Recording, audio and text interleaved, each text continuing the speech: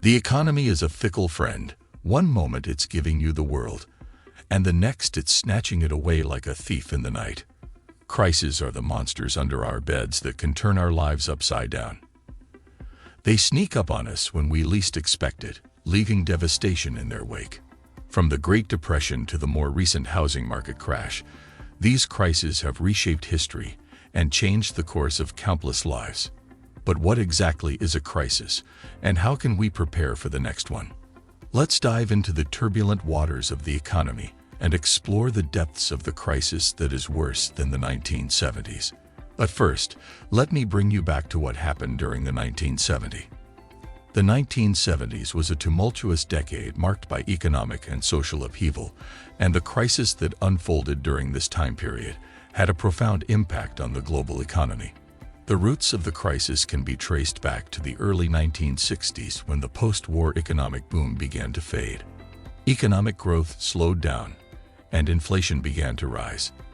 This situation was compounded by the Vietnam War, which put a strain on the U.S. economy and contributed to rising inflation rates. The crisis of the 1970s is often referred to as the stagflation crisis because it was characterized by high inflation rates and stagnant economic growth. It was a complex crisis that was caused by a variety of factors, including the oil embargo, the breakdown of the Bretton Woods system, and changes in economic policy. The oil embargo of 1973 was a major factor that contributed to the crisis. The embargo was imposed by the Organization of Arab Petroleum Exporting Countries, OAPEC, in response to Western support for Israel during the Yom Kippur War. It led to a significant increase in oil prices, which had a ripple effect throughout the global economy. The price of oil increased by more than 400%, and this caused a significant increase in the cost of living and production. Changes in economic policy were also a factor that contributed to the crisis. In the 1960s, the U.S. government pursued an expansionary fiscal policy, which involved increasing government spending and cutting taxes. However, this policy led to a rise in inflation rates, and in the 1970s, the government shifted towards a more restrictive monetary policy, which involved tightening the money supply and raising interest rates.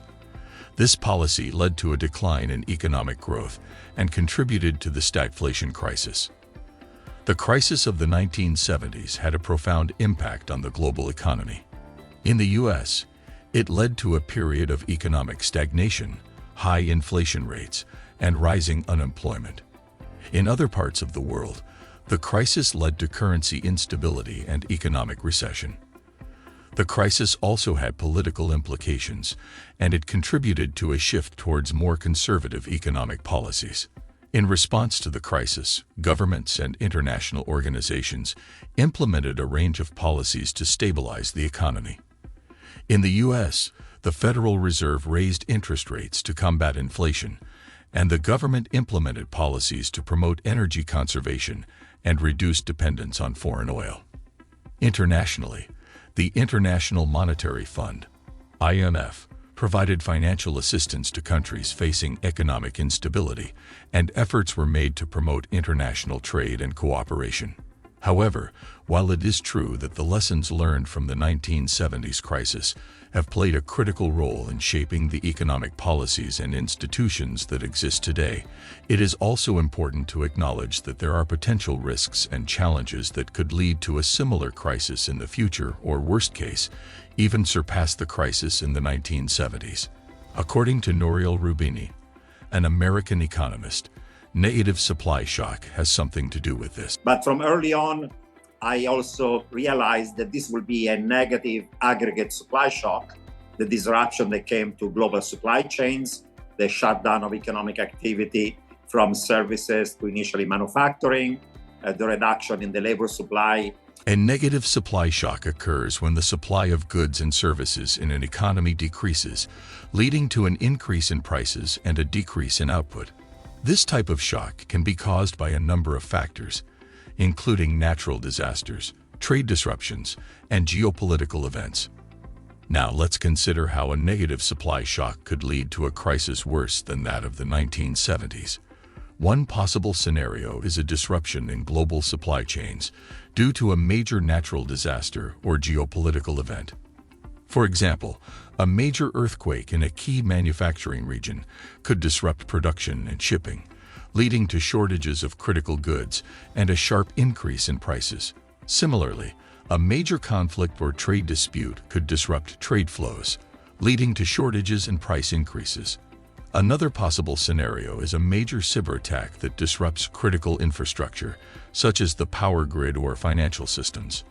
A successful cyber attack could lead to widespread disruption and chaos, with significant economic consequences. The cost of mitigating the attack and rebuilding infrastructure could be enormous, leading to a significant decrease in output and an increase in prices. In addition, it can also be caused by a sudden and significant increase in commodity prices.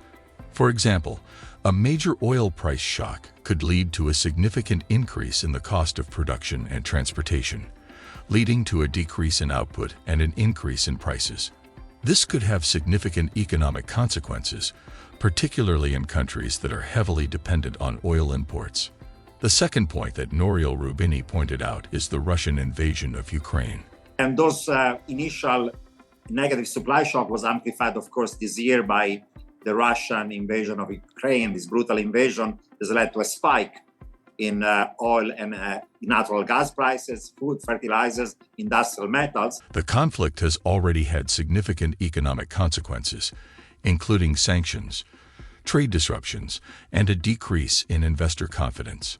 The Russian invasion of Ukraine began in 2014, when Russia annexed Crimea and began supporting separatist rebels in eastern Ukraine. Since then, the conflict has escalated and resulted in significant loss of life and displacement of people. The international community has responded with sanctions and diplomatic pressure, but the conflict has continued to simmer. Now let's consider how the conflict could escalate and lead to a crisis worse than that of the 1970s. One possible scenario is a direct military conflict between Russia and NATO forces.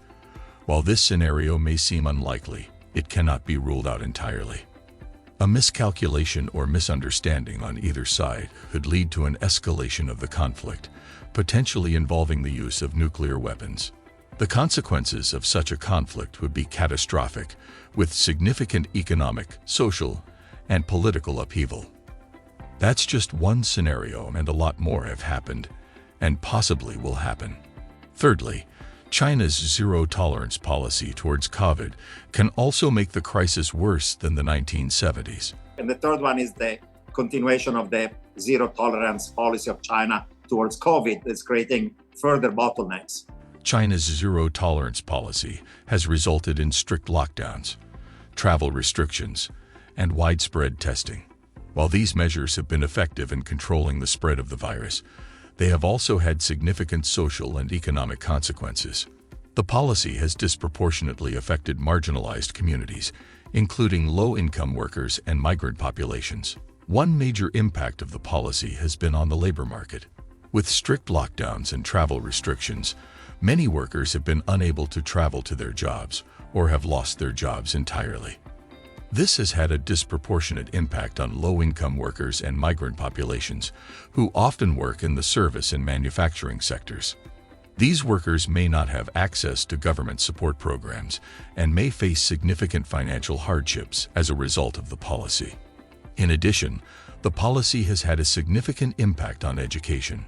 With schools closed and online learning often inaccessible, many students have fallen behind in their studies.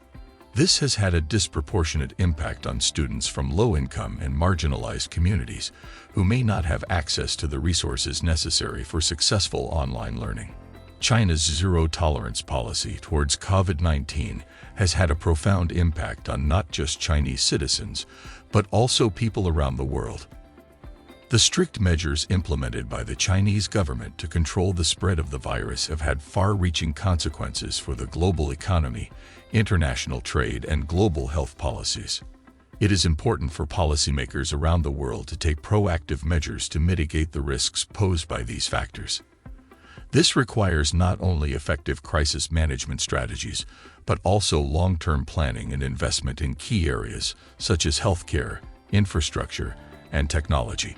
Moreover, it requires a coordinated global response that prioritizes collaboration and cooperation over individual interests and political agendas. The global community has faced many challenges throughout history, and it is through perseverance and cooperation that we have been able to overcome them. What do you think about this topic? Let me know in the comments section below. Don't forget to like, share, and subscribe to this channel. I'll see you in the next video.